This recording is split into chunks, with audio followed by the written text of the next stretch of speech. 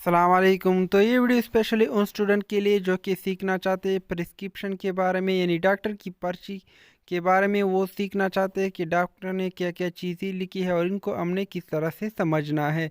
और इस प्रिस्क्रिप्शन में मैंने एक ऐसा वो आइटम जो है अंडरलाइन किया है जिनको आपने बताना है कि ये क्या चीज़ है और मुझे कमेंट करना है।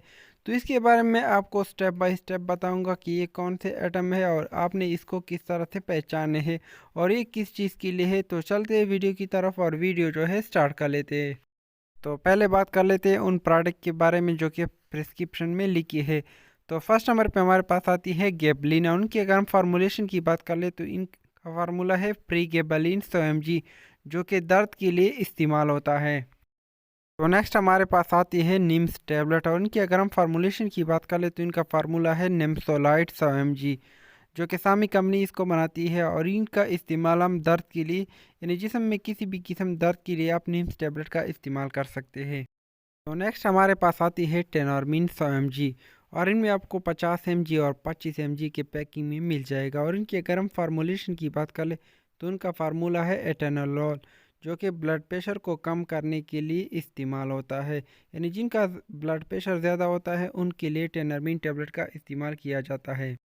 तो नेक्स्ट हमारे पास आती है ड्यूलान 30 mg कैप्सूल और इनकी अगर हम फार्मूलेशन की बात करें तो इनका फार्मूला है डोलॉक्सिटीन, जो कि डिप्रेशन और दर्द के लिए इस्तेमाल किया जाता है।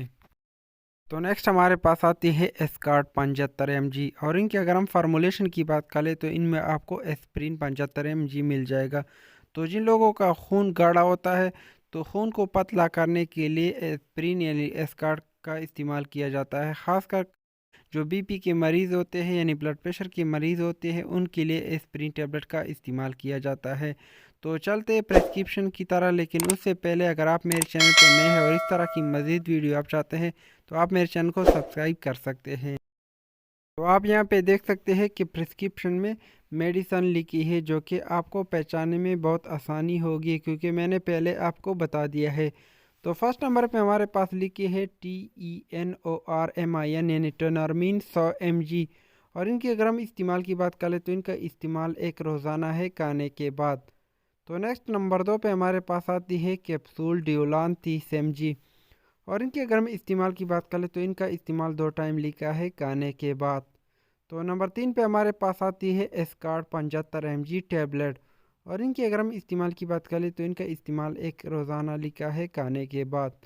तो नंबर 4 पे हमारे पास लिखी है निम्स टैबलेट 100 mg और इनकी अगर हम इस्तेमाल की बात करें तो इनका इस्तेमाल लिखा है एक सुबह और एक शाम को खाने के बाद। तो नंबर 5 पे जो भी लिखा है वो आपने यहाँ पे देखना है और मुझे कमेंट बॉक्स में कमेंट करना है कि ये क्या चीज़ लिखा है, इसलिए मैंने यहाँ पे अंडरलाइन किया है। तो नंबर 6 पे लिखा है गेबलिन 100 mg कैप्सूल और इनकी अगर हम इस्तेमाल की बात कर ले तो इनका इस्तेमाल एक गोली जो है शाम को खाने के बाद करना है। तो आप यहाँ पे देख सकते हैं कि मैंने प्रिस्क्रिप्शन में जो जो आइटम है वो मैंने स्टेप बाय स्टेप बताई है। तो आप यहाँ पे इस तरीके से इनको जो है पहचान सकते हैं और इनका पहला लफ्ज़ जो है वो आप जान सकते हैं और आप मिलीग्राम भी इसको देख सकते हैं कि ये क्या चीज़ लिखा है। तो प्रिस्क्रिप्शन को समझने का ये बहुत आसान तरीका है।